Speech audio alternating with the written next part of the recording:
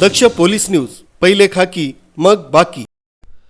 कविवर्य कुसुमाग्रज यांच्या नगरीत आज मराठी भाषा, साहित्य आणि संस्कृतीचा जल्लोष पाहायला मिळाला। चौथ्या विश्व मराठी संमेलनानिमित्त नाशिक शहर दुमदुमून गेलं होतं। कुसुमाग्रजांच्या निवासस्थानापासून शोभायात्रेला प्रारंभ झाला। मराठी भाषा गौरव दिनानिमित्त कुसुमाग्रजांच्या प्रतिमेला अभिवादन करण्यात आलं।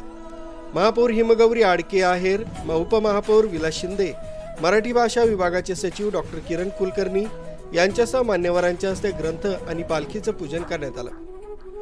ज्ञानोबा माऊली तुकारामच्या गजरात लेझिम ढोलच्या तालावर हजारो नागरिक आणि विद्यार्थ्यांनी सहभाग नोंदवला।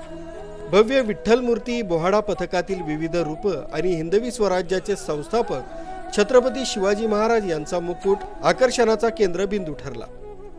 कुसुमाग्रजांच्या निवासस्थानापासून निघालेली ही शोभायात्रा Trimbak road, CBS, Mehar signal, Ashok Stambh मार्गे पुढे सरकत मराठा विद्याप्रसारक समाज संस्थेच्या KTHM महाविद्यालयाच्या प्रांगणात उभारलेल्या कुसुमाग्रज नगरीत पोहोचली। विविध शाळा, महाविद्यालय आणि औद्योगिक प्रशिक्षण संस्थेतील विद्यार्थ्यांनी अभिमान मराठी, अभिजात मराठीचे संदेश देत विश्व मराठी संमेलनाचा जागर केला। विंटेज कारमधून सहभागी होत नागरिकांनी या सोहळ्याचा आनंद लुटला। चौथे विश्व मराठी संमेलन 1 मार्च 2026 पर्यंत विविध उपक्रमांसह रंगणार असून मराठी भाषा आणि संस्कृतीचा उत्सव नाशिकमध्ये अनुभवता येणार आहे।